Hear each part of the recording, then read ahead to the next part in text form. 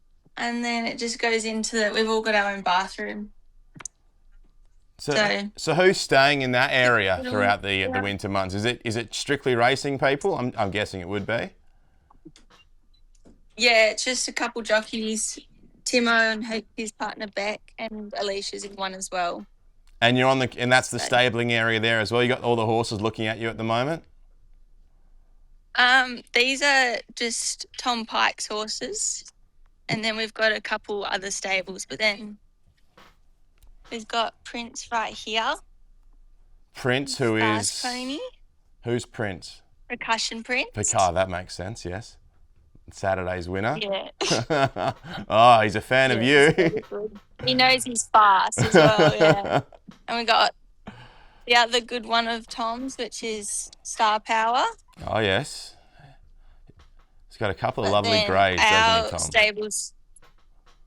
Yeah, well, you got Zeb. I think. Can you see him? Yeah, there he Zeb. is. He's almost white. So, yeah, he's an old man now. But our stables are a bit of a trek in the morning. Timo's are a little bit of a further distance away, are they? Yeah, well, he usually rides his little moped down, and I walk. How does it work? So last season Tim rode the majority of his horses. I think actually all of his horses in work. Is it now at 50-50, or do you ride most of them? No, we do it all together. So we usually send like 2 out together. So it's just even. Ride a couple each every morning. I think we rode 5 or 6 this morning each. Yeah. And then the rest will lunge, and we can kind of do that as well at the same time. And what does a day look like for you up there in Port Hedland? A typical day, providing you normally, like one of your fast work days, I guess. Well, so we wake up about 5, start work about 5:30, and then we just do all like the groundwork, do the yards, feed them, and then we'll head down and take a couple down to the beach. But that's kind of where we do all of our work. And then the track's open on Wednesdays leading up to a Port Hedland meeting. Yeah. So this is Timo's stabling, is it? But yeah, these are all the girls. I don't know if you can see. Yeah. But we keep all the fillies apart. Yeah. They are Timo looks after them. Okay. And then I get to look after all the boys who we have in one stable. So we've got Reginald here. Old Reg, last year's Cup winner. Yeah, the fast pony. He's an absolute delight to ride. Oh, interrupted him. And then Royal Zell, who he's very attached to. Mm-hmm. And then you got another nephew here. These are slow ones. We'll ignore them. So Royal Zell's down in Timo's stable. Is Timo taking credit for his success this season, or? Well, no, because it's all team effort. But he loves his mate Reginald, so we couldn't split him up. Who's your cup horse this year, Rosie? Fantastic. You've got some handy ones in that stable. Dynamic one, another nephew. Is he the cup horse? I think Dynamic one will be. I'll just show you a bit later because he's currently going to the toilet.